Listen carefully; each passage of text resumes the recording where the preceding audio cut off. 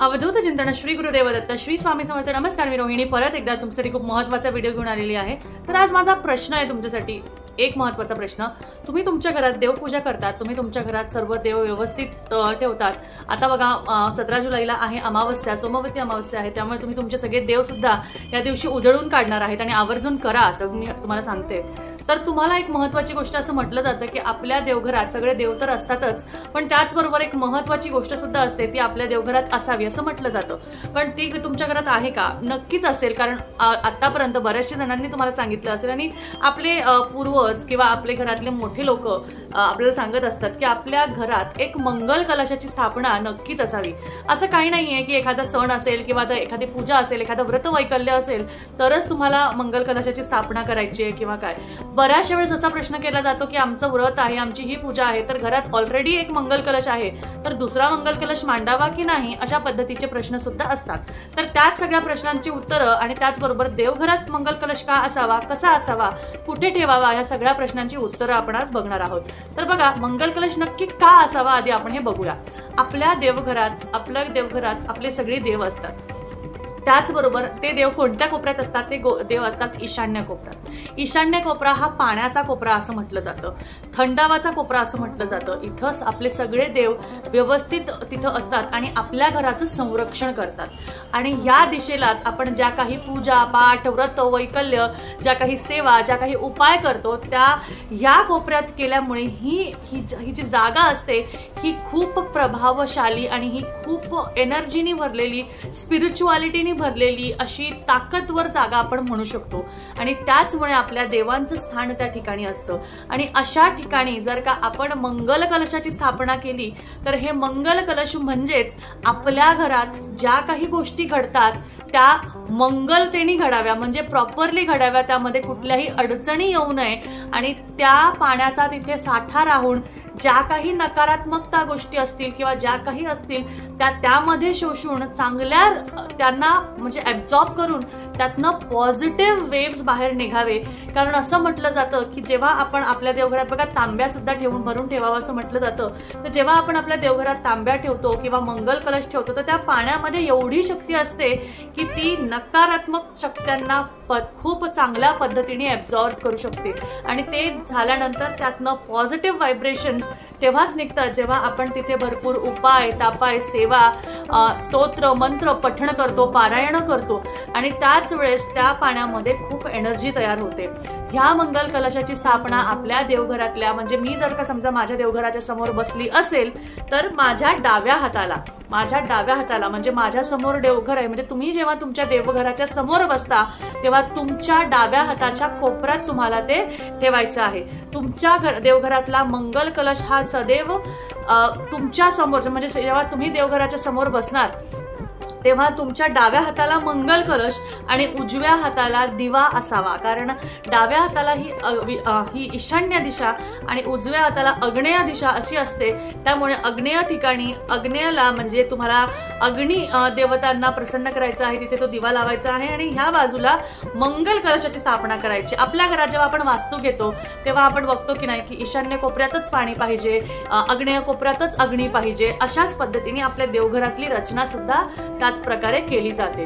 तर तुम्हाला कसा आता कुठे ठेवायचा हे कळलं, कोणत्या ठिकाणी ठेवायचा हे कळलं, कसा ठेवायचा, तर तुम्हाला एक तांब्याचा तांब्या घ्यायचा आहे, त्यामध्ये शुद्ध पाणी घ्यायचं आहे, त्यामध्ये हळदी कुंकू अक्षदा सुपारी एक नाणं हळकुंड हे टाकायचं आहे आणि त्यामध्ये तुम्हाला कोणत्याही प्रकारची पानं ठेवायची गरज नाही, कारण पानं ही सुकून जाणार आणि मग ते सुकलेली पानं देवघरात चांगली दिसत नाही, त्यामुळे अजिबात तुम्हाला कोणतीही पानं तिथं ठेवायची नाहीये।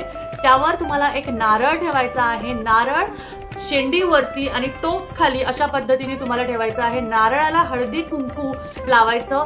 बरेचसे जण नारळाला सुद्धा मळवट भरतात, कारण दैवी शक्तीने भरलेला मंगल कलश हा असा म्हटला जातो आणि देवी स्वरूप हा मंगल कलश असतो, म्हणून त्याला मळवट सुद्धा बरेचसे जण भरतात। पण शक्यतो तुम्ही फक्त आणि फक्त हळदी कुंकू लावलं तरीही चालेल, काहीही हरकत नाही। बरेचसे जण त्याला मंगळसूत्र घालतात, डोळे लावतात, अजिबात काही गरज नाहीये। मंगल कलश हा मंगल कलशासारखाच असावा।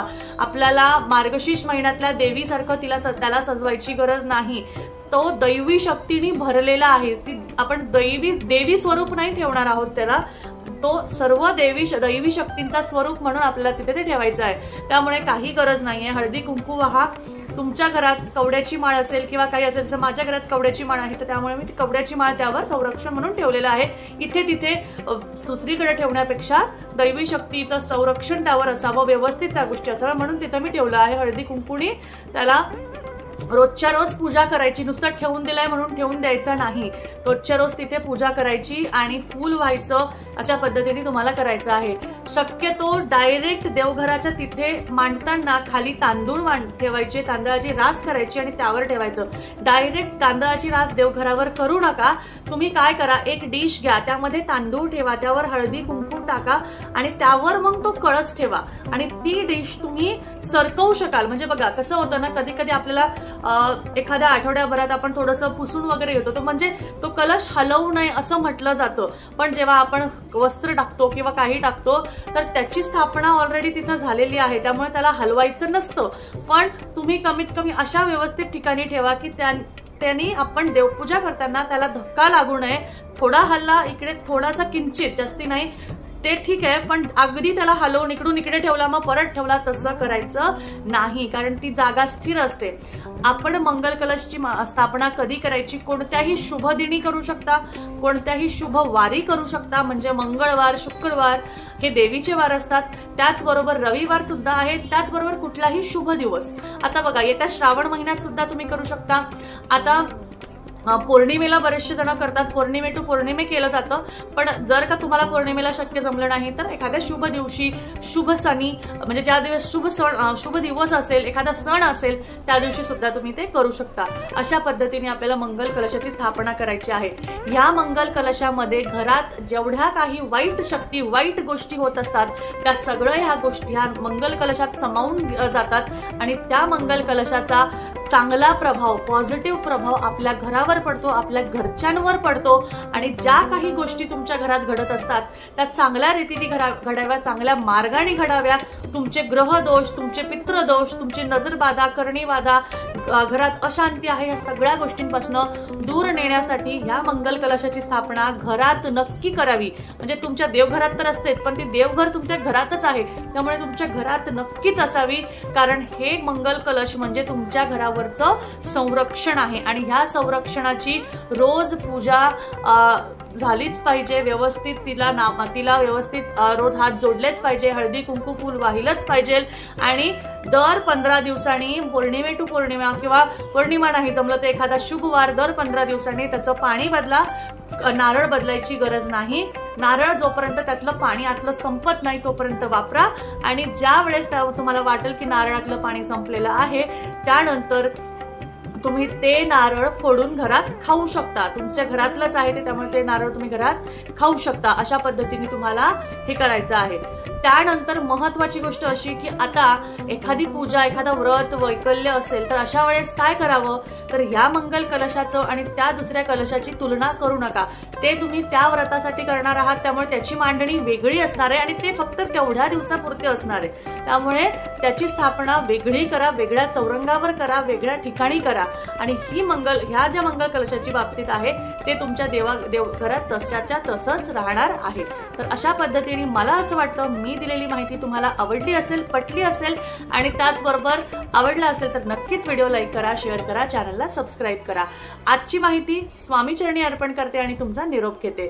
तोपर्यंत काळजी घ्या, असेच आपले व्हिडिओ बघत राहा। अवधूत चिंतन, श्री गुरुदेव दत्त, श्री स्वामी समर्थ, जय जय स्वामी समर्थ।